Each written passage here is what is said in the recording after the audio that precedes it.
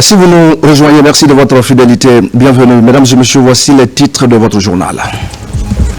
Vulgarisation de l'avant-projet de la nouvelle constitution. Le président du Conseil national de transition est à Boké. Les populations sont massivement sorties pour écouter les explications de Dr Dansa Kourouma. Un moment de communion à suivre dans un instant. La Guinée et la CEDEAO agissent de concert en faveur des élèves du pays. L'institution sous-régionale vient de lancer un projet en milieu scolaire. Il s'agit de sensibiliser les jeunes filles sur la propriété pendant leur cycle menstruel. On en parle également dans ce journal. Rétrospective 2024, nos projecteurs se braquent ce soir sur les 12 mois de réalisation dans le secteur de la justice. Procès du 28 septembre, amélioration des conditions carcérales. Des actions sont posées pour faire de la Guinée un véritable état de droit. Voilà pour le sommaire. Bonsoir à tous. Dans le cadre de l'exécution des 5 composantes clés du programme Simandou 2040, des experts internationaux en conseil et finances ont été accueillis à Conakry. Après une séance de travail avec les parties prenantes du projet Simandou, la délégation, accompagnée par le ministre du Plan, de la coopération internationale et des mines, a visité le port de Moribaya. Cette visite a permis de constater l'avancée des travaux et souligner l'intégration du port dans le réseau logistique régional pour fluidifier les échanges commerciaux. Fatoumata Kourouma et David Silla. Dans le cadre de l'exécution des 5 composantes clés du programme Simandou 2040, les autorités guinéennes ne ménagent aucun effort. Depuis quelques jours, des représentants de cabinets de conseil et de banques d'affaires de dimension internationale séjournent à Conakry pour apporter leur expertise précieuse dans la mise en œuvre du programme. Actuellement en phase de cadrage stratégique, ce processus vise à déterminer clairement les enjeux, les fondements et les résultats attendus afin qu'aucune faille n'entrave son bon déroulement. À cet effet, une rencontre d'envergure a été présidée par le ministre directeur de cabinet de la présidence et président du comité stratégique de Simandou, M. Djiba Diakité. Cette réunion a rassemblé les délégués des banques d'affaires Rothschild, fondé il y a plus de 200 ans, de Southbridge et du cabinet d'audit et de conseil KPMG. Les membres du comité stratégique du projet Simandou étaient également présents. L'objectif principal de cette rencontre était d'aligner les stratégies et de définir les prochaines étapes cruciales pour l'avancement de ce projet ambitieux. Suite à cette réunion, une délégation conduite par le ministre du Plan et de la coopération internationale et le ministre des Mines et de la Géologie s'est rendue avec les experts étrangers sur le site des travaux de l'un des axes prioritaires du programme Simandou 2040, le port multi-utilisateur et multiservice de Moribaya. Ce projet portuaire de Simandou est exécuté au compte de la compagnie du Transguinéen par Winning Consortium Simandou, Rio Tinto Simfer et HEC. La visite du port de Moribaya a débuté par son quai long de 810 mètres et a été marquée par des explications des représentants des partenaires industriels sur les infrastructures déjà réalisées, celles en cours de réalisation et celles en perspective. La visite a également été ponctuée par la projection d'une vidéo présentant les installations du port de Moribaya, accentuée par les précisions des responsables départementaux présents sur l'importance du contenu local et de l'effectivité de sa mise en œuvre. Cette visite guidée a surtout permis aux experts internationaux de découvrir de près ce projet ambitieux et d'apprécier l'avancement des travaux. J'ai été très impressionné par déjà la taille du projet Moribaya. J'ai été très impressionné par la dynamique de construction parce que j'ai compris que c'est à peine moins de 18 mois que le projet a démarré. Et on a quelque chose qui s'étend sur 10 hectares. On a plus de 1500 personnes recrutées au niveau local. Ça fait travailler plusieurs milliers de personnes et le projet avance à grands pas. Je suis très impressionné, c'est la première fois qu'on voit ce type de projet et c'est que j'ai compris que même Rio Tinto, en tant que grand acteur, au niveau mondial, n'a jamais vu un projet aussi efficace. Ce que l'on voit clairement, c'est que c'est l'impulsion qui est donnée à travers ce projet. On voit quelque chose qui avance, on voit quelque chose qui est très structuré, on voit quelque chose qui est en train de délivrer de la valeur ajoutée avec des infrastructures qui vont être des infrastructures à la fois pour la mine, mais aussi des infrastructures pour l'économie au niveau général. Nous avons compris que le port ne va pas servir juste à transporter les minerais, mais ça va servir pour transporter du passager, mais aussi du fret, qui peut faire de la Guinée un vrai corridor pour la logistique de l'Afrique de l'Ouest. Donc c'est d'ailleurs une occasion pour toute la région et tous les pays connexes et frontaliers de la Guinée qui sont des pavés pour capitaliser sur cette infrastructure. Le projet Simandou en tant que projet minier, c'est une composante, mais les autorités guinéennes veulent en profiter pour en faire le pilier qui va impulser tout le programme de développement de Simandou 2040 avec ces 5 piliers qui sont déjà établis. Donc ce qu'on vient de voir là, c'est juste un genre d'introduction et cette introduction permet de donner de l'espoir et surtout une assurance que la suite va être un grand succès. Dans son allocution, le ministre du Plan et de la Coopération internationale, Ismaël Nabé, a rappelé un extrait marquant du discours du président de la République au sommet des Nations Unies.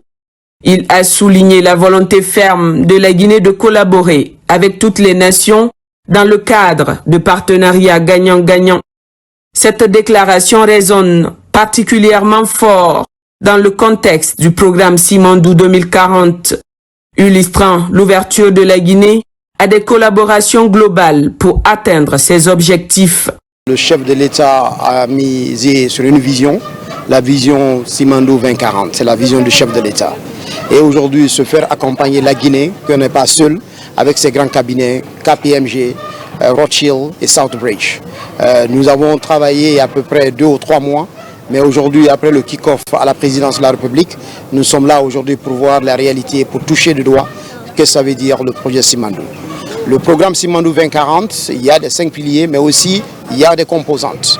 La première composante, c'est le projet lui-même qu'on est venu visiter aujourd'hui, qui peut aider la Guinée pour aller de l'avant. La deuxième composante, c'est la notation souveraine de la Guinée, que la Guinée sera accompagnée par Rothschild.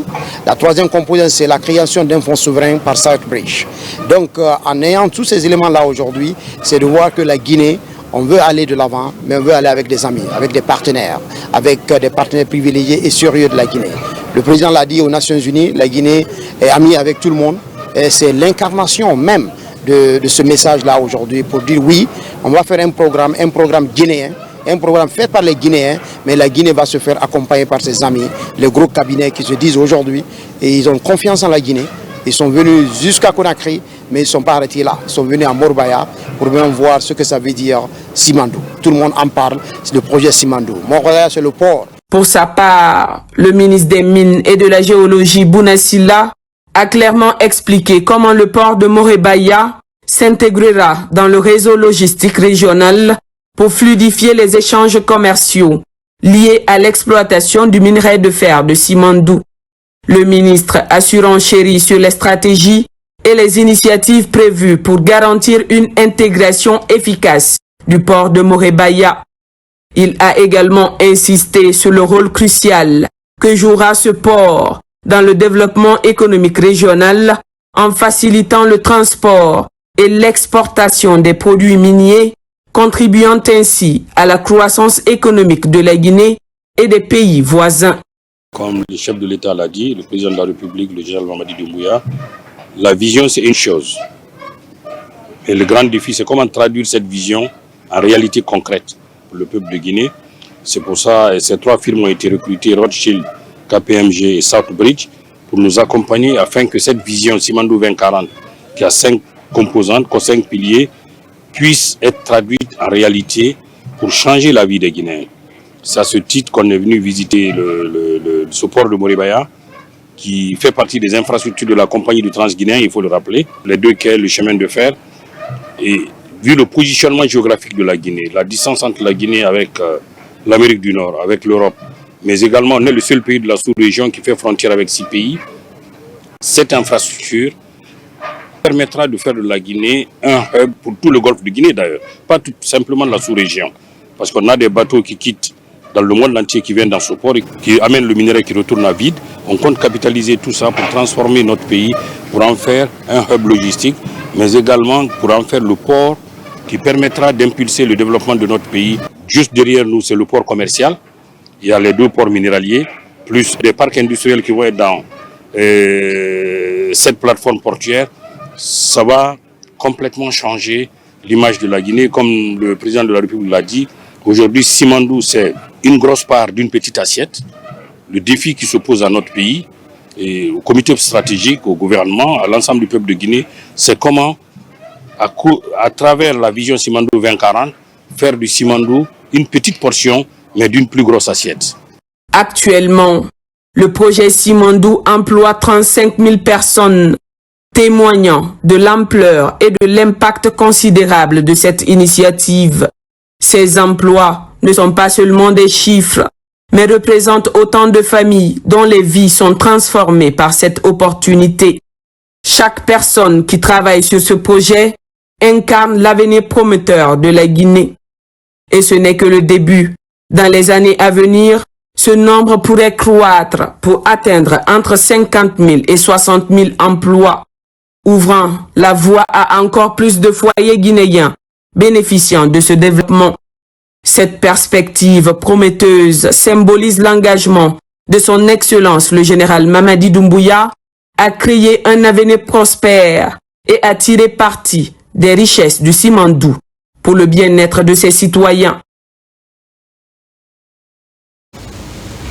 Actuellement, le projet Simandou dans sa globalité emploie donc 35 000 personnes, un chiffre qui pourrait atteindre 50 000 à 60 000 dans les années à venir, ce qui illustre l'impact économique promoteur pour notre pays. Le bureau consultatif du suivi des priorités présidentielles échange sur plusieurs thématiques allant dans le sens de l'accélération des projets initiés par le chef de l'État. Ces cadres venus de plusieurs départements sectoriels s'accordent sur les procédures d'éligibilité des projets et sur leur méthode d'exécution. Abakar Junior Kamara. La Guinée entame une marche irréversible vers la prospérité avec le projet du programme Simandou 2040. Les critères d'éligibilité des projets de priorité présidentielle, alléger les procédures administratives pour le décaissement des enveloppes, contraintes dans la mise en œuvre des projets. Le comité consultatif s'est réuni autour de ces thématiques pour des amendements. La Guinée a engagé une marche irréversible vers la prospérité à travers le programme Simandou 2040 et le bureau de suivi des priorités présidentielles ne restera pas en marge de cette dynamique. Et c'est pour cela que nous avons convié aujourd'hui tous les membres du groupe consultatif qui travaillent sur l'éligibilité des projets au portefeuille des priorités présidentielles pour que nous nous retrouvions ensemble et réévaluer les critères d'éligibilité qui avaient déjà été préétablis pour ériger les projets en portefeuille de priorité présidentielle. Le chef de l'État, le général d'armée, le président Mamadi Doumbouya, a personnellement exigé que tous les projets qui seront inscrits dans le portefeuille des priorités présidentielles soient alignés sur la vision du programme Simandou 2040. Conformément aux instructions du chef de l'État, tous les projets de priorité présidentielle doivent s'aligner dans la vision de Simandou 2040. C'est pourquoi la primature veille sur le niveau d'absorption des projets afin de faciliter leur mise en œuvre. La primature, comme vous le savez, assure aussi le suivi des projets, notamment Finex pour améliorer le taux d'absorption des projets. Et vous savez que les projets BSPP aussi, qui sont des priorités présidentielles, sont également portés par la primature. Cette réunion aujourd'hui, c'était de faire le point sur le niveau d'avancement de ces projets, mais également voir quelles sont les contraintes majeures auxquelles leur mise en œuvre est confrontée. Donc c'est dans ce cadre que le comité a pris un certain nombre de mesures, donc sur la base des recommandations des participants, pour non seulement faciliter l'octroi des enveloppes assez conséquentes lors de la programmation budgétaire, mais également mettre en place un dispositif de suivi au moment de l'exécution de ces projets pour que le caractère prioritaire demeure de la sélection jusqu'à la mise en œuvre de ces projets. Cette réunion du bureau consultatif a maintenu tous les projets et programmes et leurs méthodes d'exécution. Elle plaide tout de même à alléger les procédures administratives afin d'exécuter urgemment les projets de priorité présidentielle dans l'intérêt des populations. Voilà donc, mesdames et messieurs, en plus bref et en image à présent, le Premier ministre Amadou Ouriba est depuis cet après-midi à Tanger, au Maroc, accompagné du ministre de l'économie et des finances, Mourana Souma, et de quelques conseillers. Le Premier ministre participe au Forum international Midès 2024, dont les travaux débutent demain. Mais avant, Amadou Ouriba s'est rendu à Rabat pour rencontrer la communauté guinéenne en présence du personnel de la représentation diplomatique, dont l'ambassadeur, le général Namori Traoré. Au cours de cette rencontre, le chef du gouvernement a longuement échangé avec les étudiants sur le processus de refondation, le PN-RAVEC et la nécessité pour tous de s'impliquer dans la transformation du pays. Interpellé sur le retard dans le paiement des bourses d'entretien des étudiants à l'étranger, le Premier ministre et le ministre des Finances ont rassuré sur des mesures urgentes prises pour le transfert de ces dépenses. Les étudiants ont réitéré leur remerciement au président de la République, chef de l'État, le général Mamadi Doumbouya, pour la revalorisation de ces bourses. Et pendant ce temps, ici en Guinée, c'est la campagne de vulgarisation de l'avant-projet de la nouvelle constitution qui se poursuit partout dans le pays. Le président du Conseil national de transition, je le disais au sommaire, était dans la préfecture de Boké. Les populations de Kakandé se sont fortement mobilisées pour venir écouter les explications de Dr Dansa Kourouma, explications relatives aux enjeux de la nouvelle constitution et à son importance pour notre pays. Momelamine Kamara. De l'entrée de la ville à la place des martyrs de Boké, la délégation du CNT est accueillie en triomphe au rythme du folklore de Kakandé. Par cet événement majeur dans cette préfecture, les autorités locales et les populations trouvent un intérêt national à cette démarche d'inclusivité réfléchie par le CNT. Cette mobilisation prouve à suffisance que ces citoyens sont résolument déterminés à s'approprier le contenu de cet avant-projet de nouvelle constitution. Ils promettent à travers les autorités à œuvrer à la consolidation de ce processus constitutionnel. Aujourd'hui, les populations de la commune urbaine et les autres communes citées ici présentes vous affirment solennellement que ce projet de constitution est déjà adopté à Boké. Vous vous êtes illustré et immortalisé, Monsieur le Président, dans l'histoire de notre cher pays par la réalisation de ce projet de constitution le plus inclusif de tous les temps pour les Guinéens. Boké dit oui à cette constitution qui nous ressemble et qui nous rassemble. En bon communicant, le président du Conseil national de la transition a rappelé à cette population de Boké la nécessité de participer et de comprendre les enjeux de cette campagne de vulgarisation de l'avant-projet de nouvelle constitution. Je remercie Kakandé au nom du président de la République pour la mobilisation, la patience et l'intérêt qu'ils ont accordé à ce sujet. On s'est dit, ce qu'on fait pour toi, sans toi et contre toi. C'est pourquoi on a initié cette campagne d'explication et de vulgarisation de l'avant-projet dans toutes les sous-préfectures de la Guinée, les préfectures et les régions, pour expliquer à la population les dispositions de la Constitution, les innovations et les avantages de cette Constitution, à la fois sur le plan politique, sur le plan économique, sur le plan social. Les conseillers nationaux et les membres de l'administration qui sont déployés dans les préfectures et dans les régions sont en train de faire leur travail conformément à la feuille de route. Donc c'est aussi une mission de mobilisation, une mission d'évaluation et de suivi du travail qui est en train d'être fait par les conseillers nationaux. Et le troisième élément qui me semble extrêmement important, la population a démontré aussi sa fierté, mais aussi son soutien indéfectible aux idéaux et valeurs du CNRD et de son président. Il nous expliquer la Constitution, mais le message qui sort est un message qui doit nous interpeller. Ça veut dire que les axes de refondation proposés par le CNRD à la population guinéenne pour améliorer ses conditions de vie, pour restructurer ses institutions et bâtir des institutions fortes et solides qui résisteront au temps et à la tentation, tel que ça a été dit par M. le Président de la République, le tout aligné par le projet Simandou, Vision 2040. Ce projet est soutenu par la population guinéenne, partout où nous sommes passés. Malgré le temps d'attente, les populations guinéennes, la foule, les Guinéens de tous les âges, de toutes les catégories, se sont mobilisés massivement. En témoigne ce que nous avons vu aujourd'hui à Boké. À Kamsar, c'était encore pire. À Sigirine, dans toutes les régions que nous avons parcouru, c'était le même enthousiasme, c'était la même mobilisation, c'était la même soif d'avoir une constitution cette fois-ci qui sera le soubassement ou la fondation de notre jeune démocratie. Pour que la nouvelle constitution nous ressemble et nous rassemble, il faut que les Guinéens soient associés à son élaboration, à sa critique, à sa vulgarisation pour s'en approprier et que cette population devienne gardien de cette constitution. Comme le président de la République a donné l'espoir, à travers une nouvelle gestion des ressources minières, nous garantissons à la population de Boké que désormais les mines qui étaient considérées comme un Eldorado deviennent un moyen pour financer l'éducation, la santé et les infrastructures de notre pays dans le cadre d'une exploitation rationnelle, équitable et une redistribution de la richesse nationale pour que ça profite à toute la population.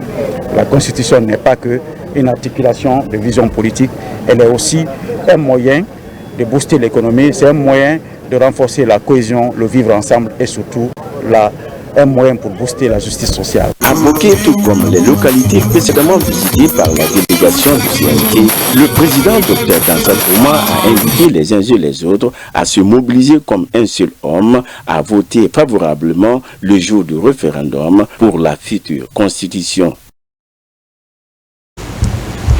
Au même moment, en Guinée forestière, les populations sont plus que jamais déterminées à accompagner les actions du CNRD. Le dimanche dernier, la place des martyrs de Zérékoré a vibré au rythme de l'union de toutes les composantes sociales de la ville à travers un appel de la jeunesse forestière pour la continuité. Elles sont venues manifester leur adhésion totale aux idéaux de développement enclenchés par le général Mamadi Doumbouya. Lancé Kamisoko.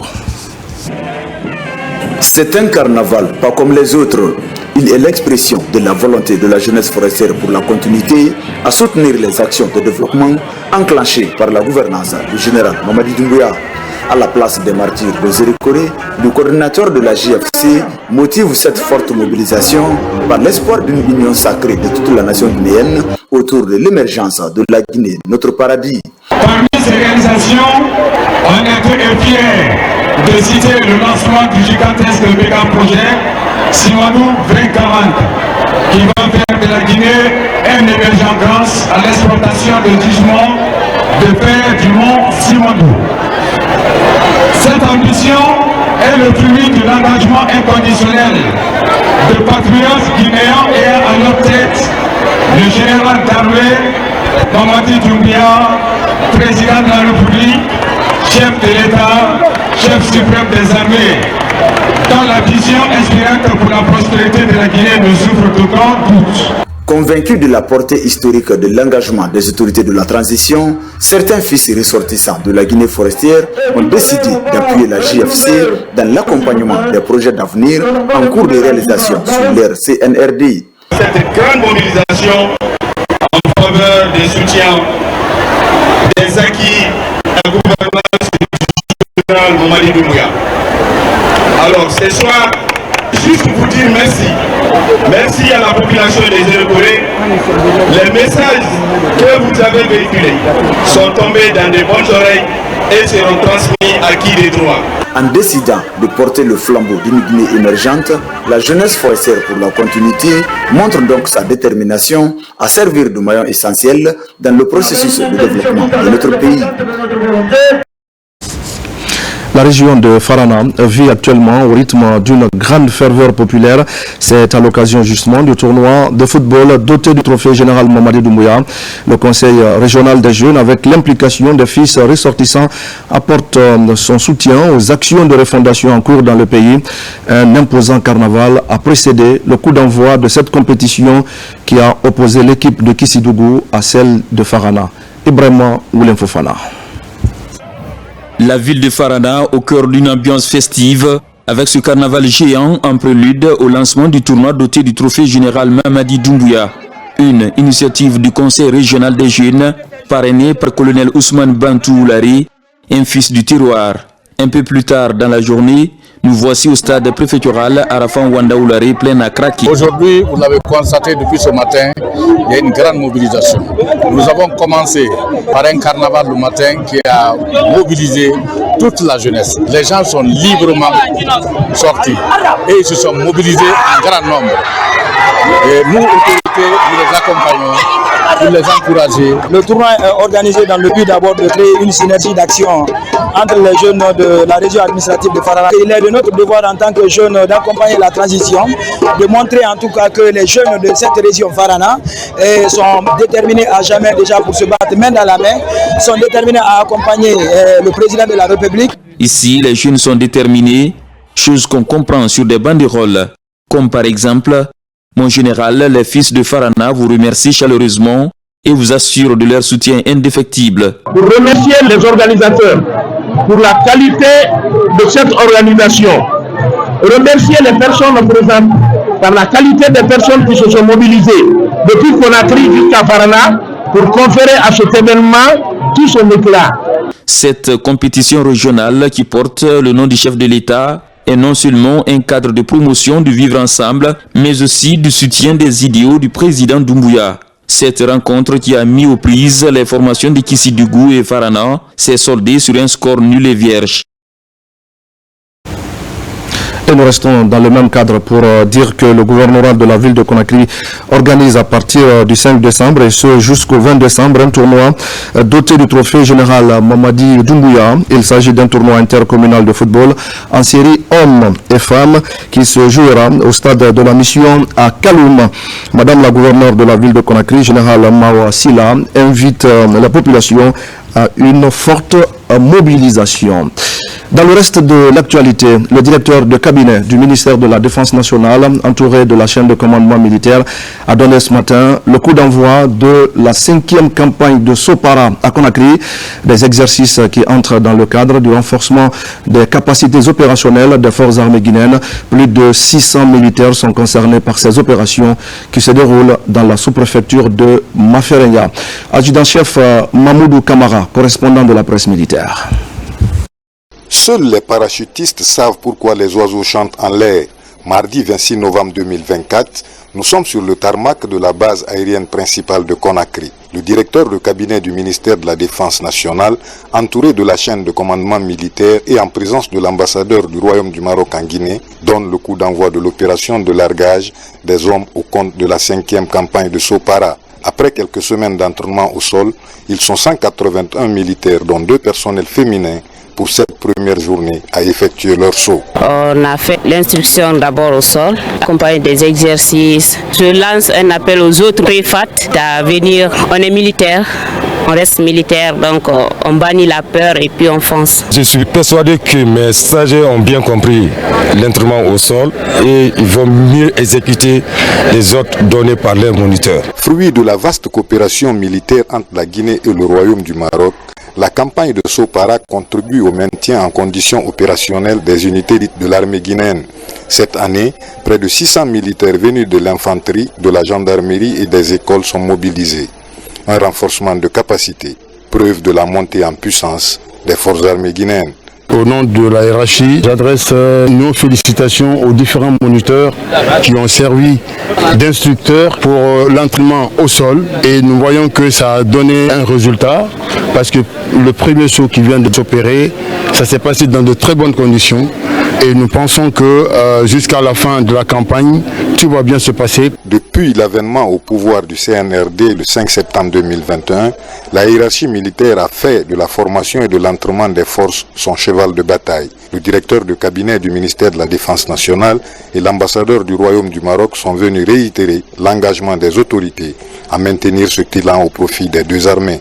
Aujourd'hui, c'est au tour des militaires de venir travailler ensemble avec les militaires guinéens et nous sommes fiers de cet exercice qui ne fera que renforcer notre partenariat. Je suis très fier de voir que nos deux peuples et nos deux gouvernements travaillent très fermement ensemble et c'est un signe d'amitié qui est tout à fait naturel compte tenu des relations entre nos deux pays. C'est l'occasion pour nous de remercier nos partenaires du Royaume du Maroc qui mettent et le personnel qualifié à notre disposition, mais aussi le matériel. Nous voulons aussi remercier tout l'encadrement qui a tout mis en œuvre pour préparer nos militaires pour cette campagne. Largués à une altitude de 400 mètres, les premiers parachutistes se posent aux environs de 10h45 sur le site de Salguidia, dans la sous-préfecture de Maferenya. Les opérations vont se poursuivre les jours à venir sur le même site. Et voilà donc pour ces belles images. Nous allons parler maintenant de cette autre bonne nouvelle dans le cadre cette fois de la lutte contre la cybercriminalité en Guinée. Il existe désormais une plateforme de signalement des actes malveillants sur la plateforme. Elle est conçue par le ministère des Télécommunications à travers l'Agence nationale de sécurité des systèmes informatiques. Son lancement doit donc permettre de faire face à l'une des questions les plus préoccupantes du cyberespace. Mamadou Salibouba. Sur la toile, les internautes font régulièrement face à des actes criminels comme le piratage, le vol de données ou encore le harcèlement. Pour sécuriser le cyberespace, le ministère des Postes et des Télécommunications, à travers l'Agence nationale de sécurité des systèmes informatiques, lance la plateforme nationale de signalement des actes de cybermalveillance. Les cyberattaques, les fraudes en ligne, les arnaques et autres formes de cybermalveillance se multiplient, affectant ainsi bien les citoyens que les entreprises. C'est dans ce contexte que Gamasutra prend tout son sens. Cette plateforme, fruit du travail de l'Agence nationale de la sécurité des systèmes d'information, sous le magistère du ministère des Postes, des Télécommunications et de l'économie numérique, offre une réponse moderne et adaptée aux nouvelles menaces numériques. La plateforme nationale de signalement des actes de cybermalveillance prend en compte tous les actes de cybercriminalité. Le lancement de cette plateforme devrait améliorer la sécurité des internautes. Grâce à un centre d'appel intégré, cette plateforme permettra à chaque individu, chaque entreprise, chaque institution de signaler rapidement toute attaque et d'obtenir une assistance efficace, peu importe la langue de communication en République de Guinée. Ce projet s'inscrit dans la vision stratégique du président de la République, le général d'armée Mamadi Doumbouya, qui aspire à faire du numérique un pilier central de notre développement national, conformément à sa vision Simandou 2040. Face au développement du numérique en Guinée, le ministère des Postes, des Télécommunications et de l'économie numérique fait de la sécurité des internautes une priorité. On en vient maintenant au projet d'appui aux communautés de Simandou et au projet Paysage durable en Guinée. Ce sont là deux initiatives qui visent à promouvoir le développement durable et la résilience des populations dans les régions de la Basse-Guinée, de la Haute-Guinée et de la Guinée forestière.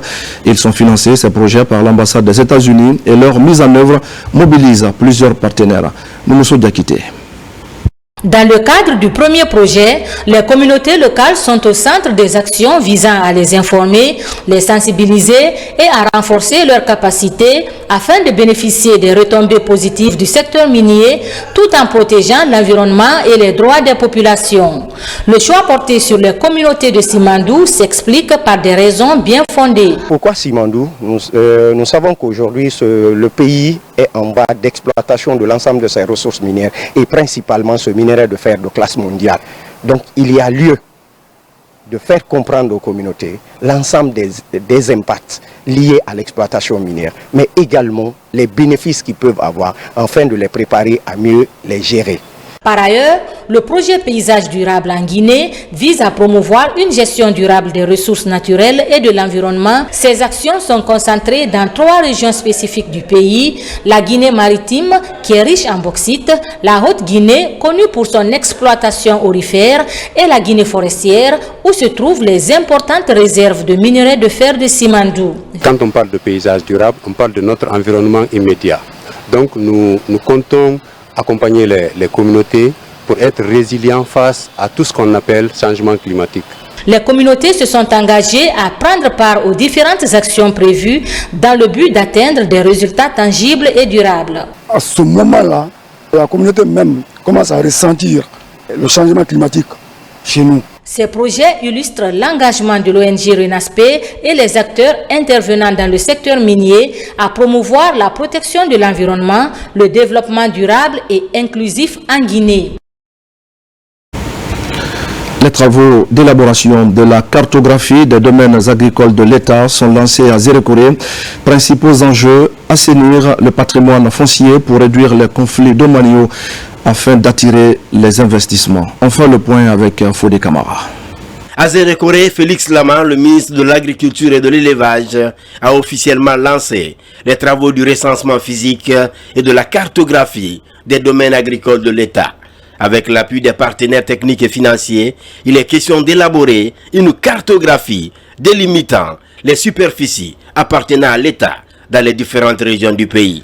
Nous sommes dans une dynamique de refondation du secteur agropastoral de notre pays, demandée par le président de la République, le général d'armée Mamadi Doumbouya, depuis l'avènement du CNRD le 5 septembre 2021. Cela exige donc des préalables. Et parmi ces préalables, nous avons justement la sécurisation des terres agricoles de l'État. Il est important que lorsque nous signons des baux ou que lorsque nous attribuons ou donnons des autorisations d'exploitation des terres agricoles de l'État, que nous soyons certains que ce sont véritablement des terres agricoles de l'État. La réalisation effective de cette cartographie permettra de réduire davantage les conflits domaniaux, des conflits très récurrents. Si vous prenez dans la majorité tous les conflits qui se trouvent actuellement au niveau des tribunaux sont liés aux problèmes de terrain. Donc voir cet atelier dans notre région est un sentiment de satisfaction pour nous qui va mettre fin pratiquement à ces différents conflits qui opposent tant l'État aux particuliers et entre les particuliers qui constituent toujours à endeuiller nos populations entre les villages et les citoyens et l'État. Ça permettra d'avoir des données essentielles pour les investisseurs, pour leur permettre de savoir est-ce que tel ou tel domaine les convient ou pas. Donc c'est une activité qui est majeure, mais également qui viendra aider à régler tous les problèmes liés au foncier de l'État. Au terme de 5 jours de travaux, cette plateforme de concertation devrait permettre à ces cadres du secteur agropastoral d'échanger sur les enjeux et les mécanismes de mise en œuvre de cette délimitation. Merci à Fodé Camara. À présent, le contenu de ce communiqué du ministère du Commerce, de l'Industrie et des petites et moyennes entreprises, communiqué relatif au lancement de la campagne de recensement des unités industrielles en Guinée. Dans le cadre de la mise en œuvre de la politique nationale de développement industriel de Guinée, le ministère du Commerce, de l'Industrie et des PME, à travers la Direction nationale de l'Industrie, annonce le lancement d'une campagne nationale de recensement des unités industrielles sur toute l'étendue du territoire national. Cette initiative a pour objectif de recueillir des informations stratégiques afin de mieux structurer, accompagner et promouvoir le secteur industriel guinéen tout en veillant à ce qu'il contribue pleinement au développement économique et social du pays. Le recensement entièrement gratuit va se dérouler du 10 décembre 2024 au 20 janvier 2025. À cet effet, des agents de la Direction nationale de l'industrie dûment identifiés seront déployés dans toutes les régions pour collecter des données essentielles sur les usines et installations industrielles, tous secteurs confondus. Les informations collectées seront strictement utilisées dans le cadre de la mise en œuvre et du suivi des politiques industrielles. Elles permettront de garantir une meilleure organisation du secteur et un soutien ciblé aux entreprises industrielles. Le ministère invite toutes les unités industrielles à accueillir favorablement les agents recenseurs et à collaborer activement pour assurer le succès de cette campagne. Pour toute information complémentaire ou questions, veuillez contacter la Direction nationale de l'industrie DNI à l'adresse suivante info@mcipme.gov.gn. Ensemble, soutenons le développement industriel de la Guinée. Conakry, le 25 novembre 2024, signé Dr Diaka Sidibé. Des émissaires du président de la République étaient récemment dans la préfecture de Mali. Ils ont visité sur place quelques actions de développement de grande envergure entreprises en faveur des populations locales. La délégation en a profité pour remettre des équipements et des mobiliers pour la radio rurale de Mali. Un geste hautement salué par les bénéficiaires. Ablaye Diallo et Sarafoudine Diallo. En ces jours de travail dans la préfecture, les émissaires du président de la République, le général Mamadi Doumbouya, visitent les différents chantiers. Une opportunité mise à profit également par le secrétaire général du ministère de l'Information et de la Communication de procéder à la remise de matériel technique et bureautique rural de Mali. Mali étant une ville donc totalement acquise aux idéaux du président de la République, le général Mamadi Doumbouya. Il a demandé aux ressortissants de toutes les préfectures de voir comment chacun de ces ressortissants-là peut aussi travailler pour contribuer à l'amélioration du travail de la radio rurale, de la RTG, etc., etc. Donc du coup, c'est une démarche à la fois du ministre qui est demandé aussi par le président de la République pour que l'ensemble du territoire national soit couvert par la télévision et la radio nationale. J'ai eu l'opportunité de visiter donc la radio rurale de Mali et à mon retour à Conakry, j'ai approché donc mon frère, monsieur le secrétaire général du ministère de l'Information et de la Communication, avec qui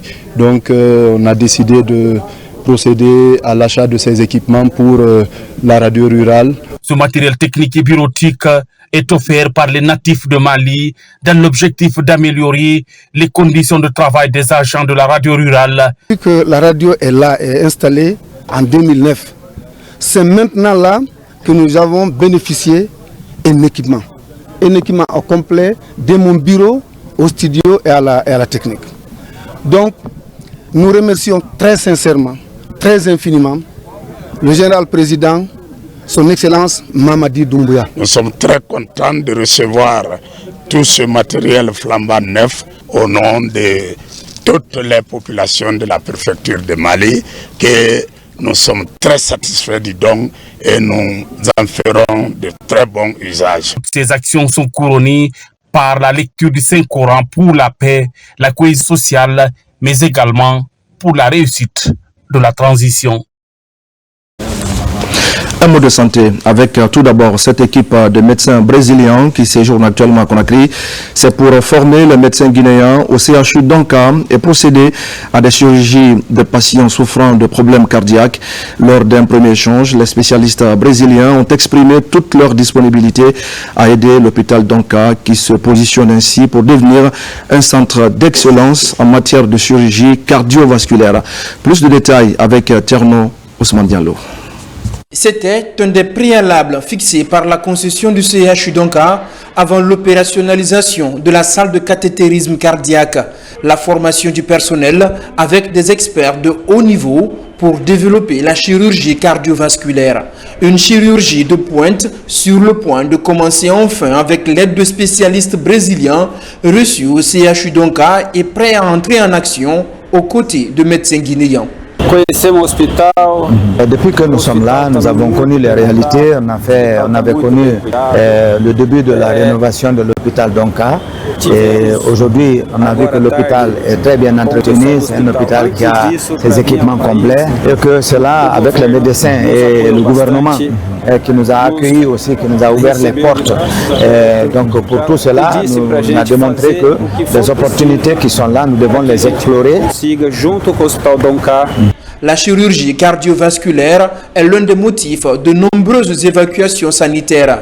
Avec l'appui des experts brésiliens, l'opérationnalisation de la salle de cathétérisme cardiaque et la formation du personnel local, les responsables du CHU d'Anka espèrent franchir une autre étape dans l'atteinte de leur objectif.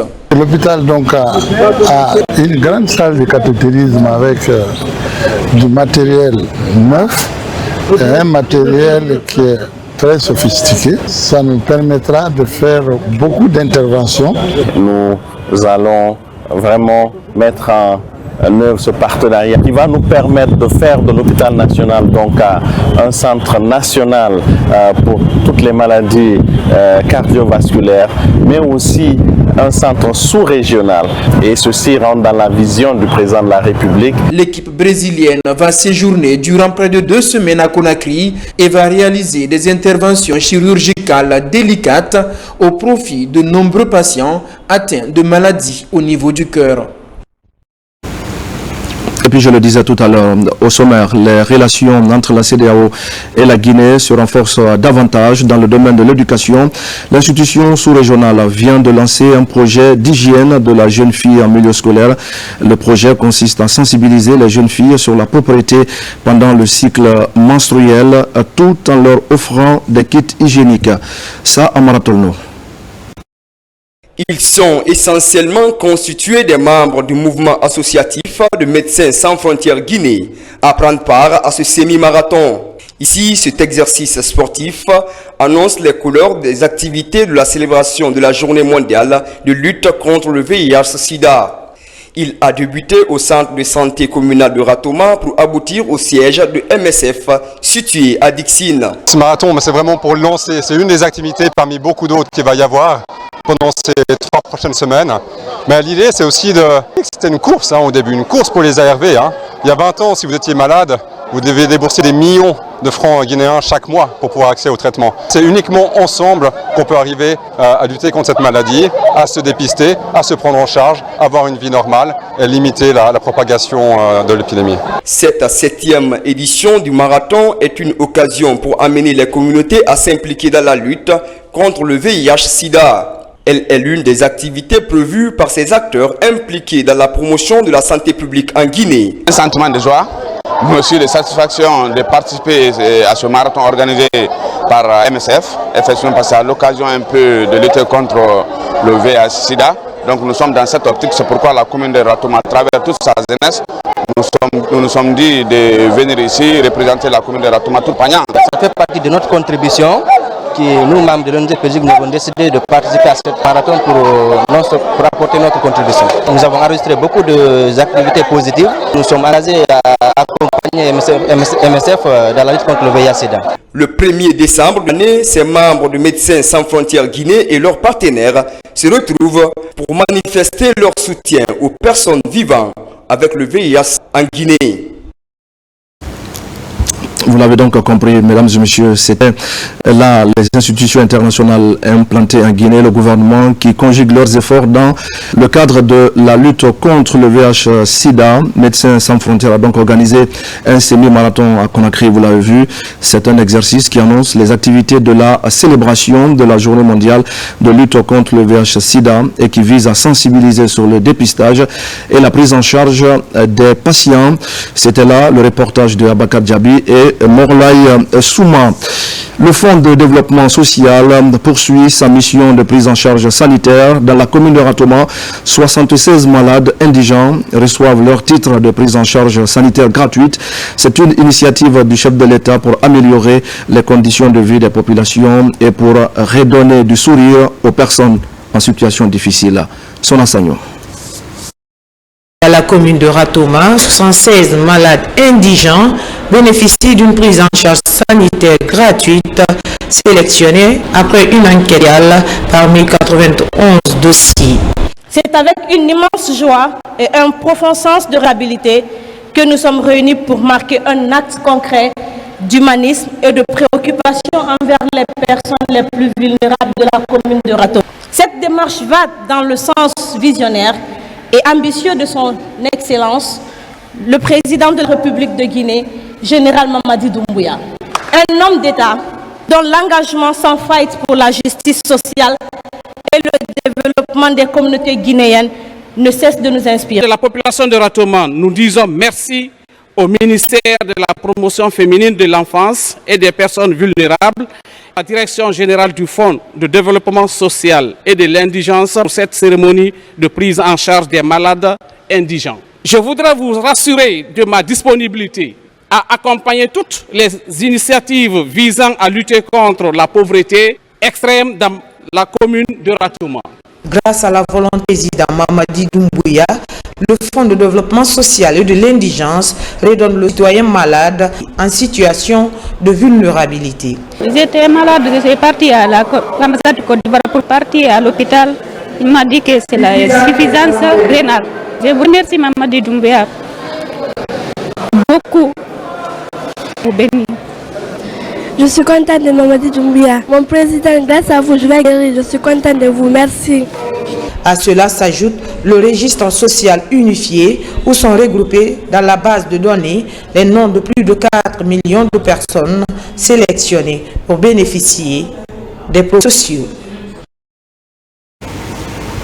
Dans l'actualité encore, le ministère de la Jeunesse, en collaboration avec l'UNESCO, a mobilisé ce lundi tous les maillons du sport à Conakry, des retrouvailles pour faire le diagnostic global du dopage en Guinée et se rassurer du respect des différentes conventions signées dans ce sens. L'événement présidé par le ministre de la Jeunesse a connu la présence de l'ambassadeur de la Guinée en France, Moussa Komara. Avec pour ambition de respecter toutes les conventions internationales et d'éliminer le dopage dans le sport, le ministère de la Jeunesse, à travers son service national des normes et suivi des organisations sportives, mobilise toutes les parties prenantes de l'écosystème pour poser tous les diagnostics du dopage. Nous avons une convention internationale que la Guinée a ratifiée et évidemment nous avons une commission nationale depuis plus de 20 ans qui existe. Alors il était important lors de nos séjours à l'UNESCO au mois de juillet pendant les Jeux Olympiques, demander qu'on vienne évaluer notre écosystème et qu'ensemble qu'on établisse un programme par rapport aux enjeux du dopage. Depuis 2003, la Guinée a ratifié la convention sous les auspices de l'UNESCO. L'UNESCO, à travers son secrétariat exécutif, salue les efforts du gouvernement guinéen et espère se rassurer tout de même du respect des engagements. La convention a pour vocation de ne pas sanctionner, mais de regarder les faits et se dire comment on vous aide à faire en sorte que les faiblesses soient corrigées. J'aimerais joindre ma voix à celle du gouvernement pour remercier l'UNESCO de nous avoir offert cette opportunité que nous accueillons avec suffisamment d'honneur et de sens de responsabilité et dont l'objectif vise à terme de faire de Conakry un centre régional sur le diagnostic de l'anxiété dans le sport. Cette rencontre est une première depuis la ratification de la Convention internationale contre le dopage par la Guinée il y a 21 ans. 4 groupes de réflexion sont constitués pour passer en revue tous les aspects et la rencontre dure des jours. Et puis, le gouvernement guinéen lance la seconde phase d'assistance humanitaire aux sinistrés des inondations survenues les mois de juillet, août et septembre dernier. Et c'est à Guékédou que le ministre de l'administration du territoire et de la décentralisation a donné le coup d'envoi de cette opération qui porte sur plus de 3000 ménages impactés dans la préfecture. Amadou Touré. La commune urbaine de Guékédou a été victime de fortes inondations au mois de septembre dernier, occasionnant d'importants dégâts matériels et financiers au niveau de 3180 ménages d'après les données du recensement fait par l'Agence nationale de gestion des urgences et catastrophes humanitaires ANGUJ. Face à cette situation d'urgence humanitaire, le gouvernement a préparé cette réponse en faveur des sinistrés. Je me rappelle encore, monsieur le ministre de l'administration du territoire, de votre intervention et votre déplacement devant monsieur le Premier ministre pour faciliter l'assistance dans la préfecture de Koya, où vous-même vous avez présidé le lancement, et également l'assistance du côté de Forekaria, ensuite de Kindia, de Kouroussa et de Telimele. C'était la première assistance validée par le gouvernement guinéen. Et aujourd'hui, nous apportons de l'assistance. Vous avez des sacs de riz ici, vous avez des bidons d'huile, des cartons de savon, de chlore et autres choses. Et je voudrais rassurer la population de Guéguédou que ça, ce n'est qu'une première partie. Plan international guinéen a apporté 500 kits scolaires qui se trouvent dans les kits. Cette réponse humanitaire est une priorité pour le gouvernement qui s'applique à être aux côtés de tous ses citoyens. Merci au président de la République. Nous savons qu'on peut compter sur lui. Depuis le début des inondations, les premiers jours ou les premières heures, il nous a envoyé les ministres, 2 ministres qui sont venus avec les premières assistances. C'est le deuxième lancement, l'assistance aux sinistrés des inondations. C'est ce qui nous a retardé parce que, n'est-ce pas, l'assistance exige une longue procédure. Tous les sinistrés ont été recensés et il y a une base de données qui permet à l'Anguche de distribuer les kits élément par élément. Au total, ce sont les localités des 18 préfectures du pays, plus la zone spéciale des Conakry qui ont subi la colère des eaux cette année, faisant plus de 175 000 sinistrés avec des hectares de champs agricoles submergés. Et on revient sur le sujet, comme vous annoncez tout à l'heure, la relation entre la CEDEAO et la Guinée se renforce davantage dans le domaine de l'éducation. Je le disais, l'institution sous-régionale vient de lancer un projet d'hygiène de la jeune fille en milieu scolaire. Le projet consiste à sensibiliser les jeunes filles sur la propreté pendant le cycle menstruel, tout en leur offrant des kits hygiéniques. Samara Tolno. Pour promouvoir l'éducation et la santé de la jeune fille, la CEDEAO, Communauté économique des États de l'Afrique de l'Ouest, lance le projet d'hygiène de la jeune fille en milieu scolaire. À Dubreka, première localité bénéficiaire de ce projet, 250 jeunes filles des établissements primaires et secondaires, publics et privés, reçoivent des kits hygiéniques.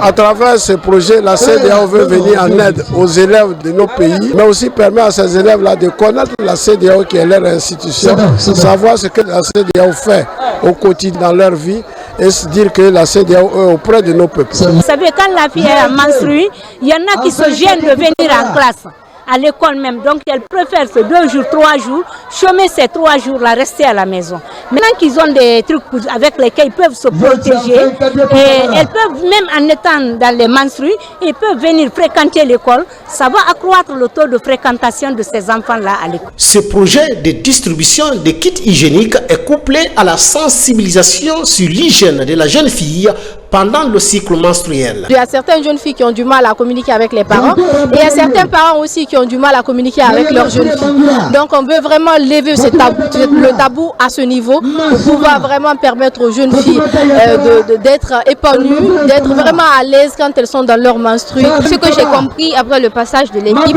c'est qu'il faut toujours être propre dans ce que l'on fait. Et quand on dit une fille, elle est caractérisée par la propreté, ainsi qu'à savoir bien se maintenir. Après Dubreka, les préfectures de Bofa et Kindia seront les prochaines étapes de distribution de ces kits hygiéniques.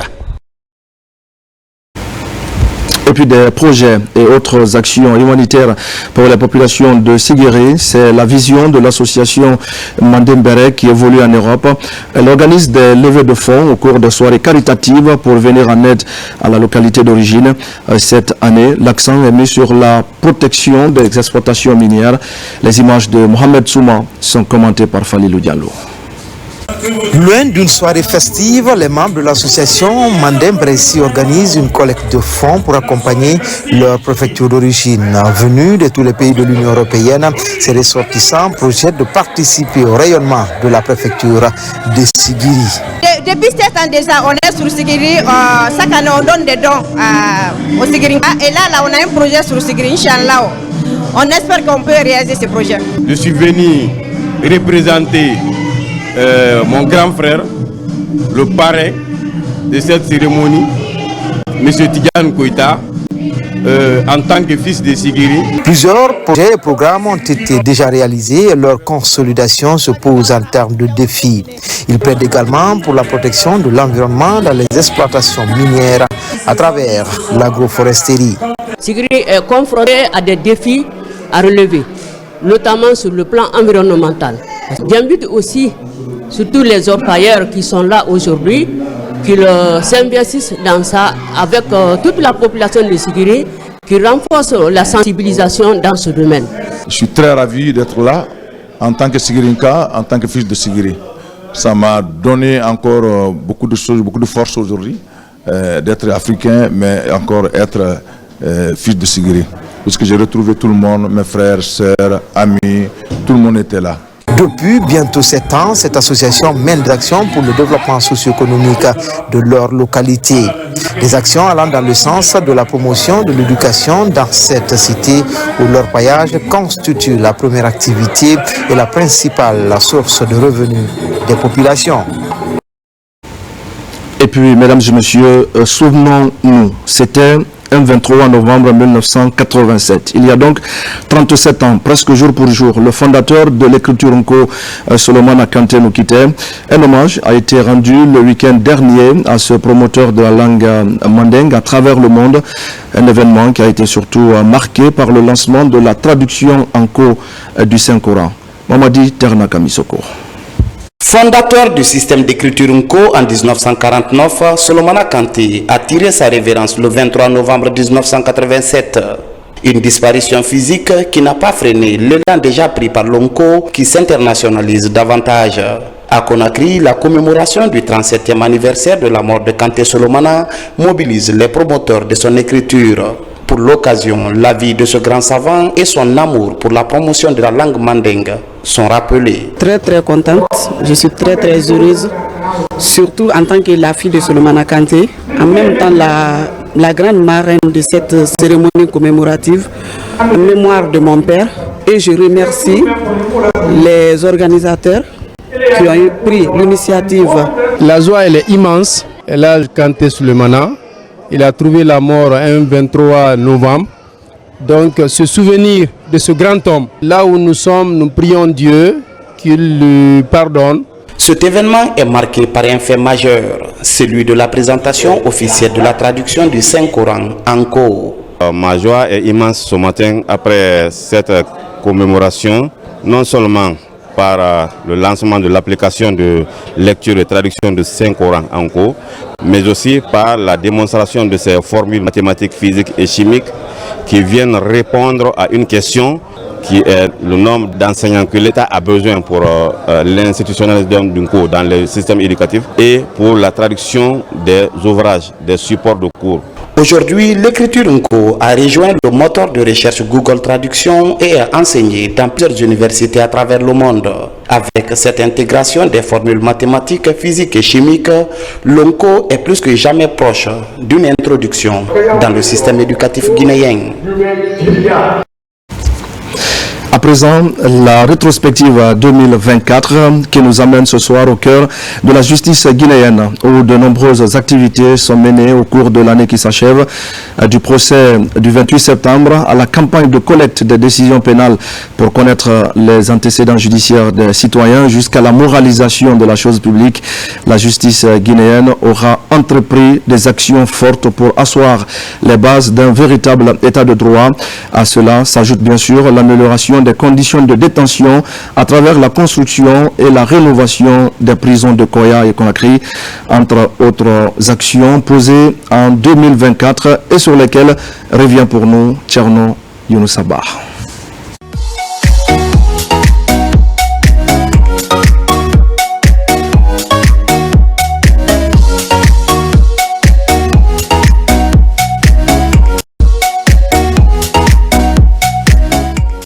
Déclare capitaine Moussa Dadis Kamara, colonel Moussa Kieboro Kamara et commandant Aboubakar Diakité Ditumba coupables de crimes contre l'humanité du fait de leur responsabilité de commandement. Capitaine Marcel Guilavodi, colonel Blaise Goumou, colonel Claude Pivi, sergent Paul Mansa Guilavodi et adjudant-chef Mamadou Aliou Keita du fait de leur responsabilité individuelle.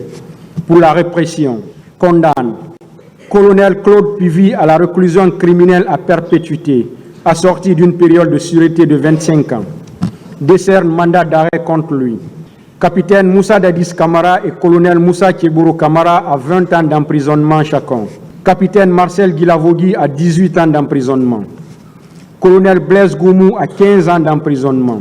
Adjudant-chef Mamadou Aliou Keita à 11 ans d'emprisonnement.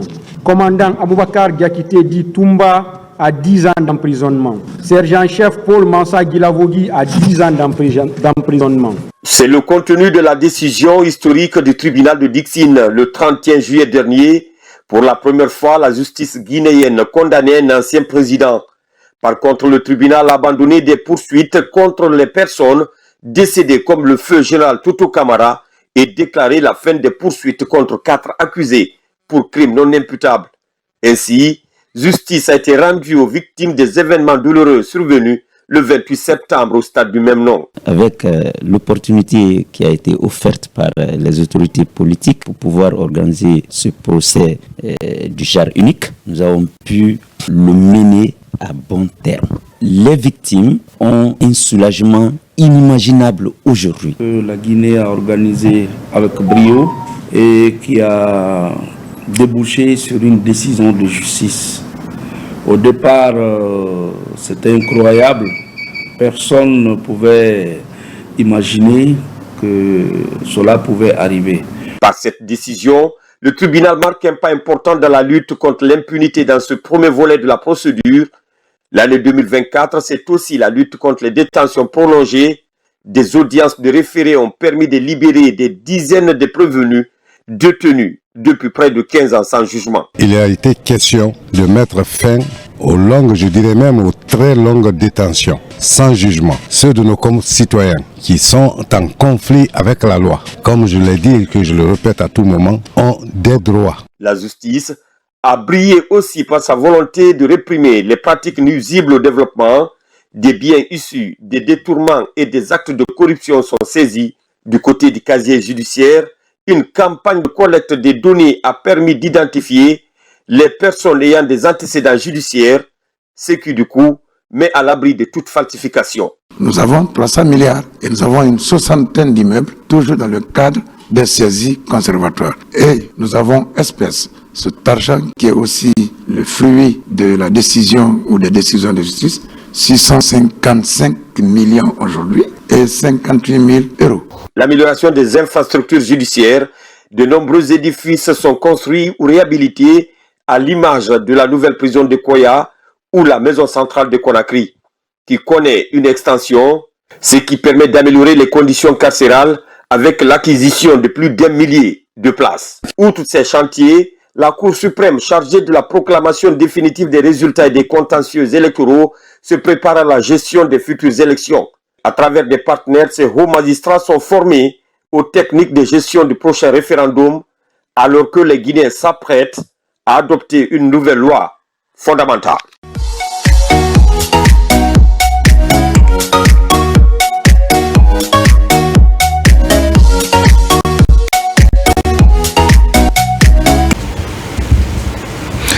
Merci à Tierno Younoussa Ba. Mesdames et messieurs, c'est la fin de ce journal. Merci à vous aussi de l'avoir suivi, notamment à Bomboli dans la préfecture de Pita. Je vous retrouve demain pour d'autres actualités de la Guinée. La Guinée, c'est notre paradis, terre de richesse et d'innovation. Je vous souhaite à tous de passer une belle soirée en compagnie de nos programmes.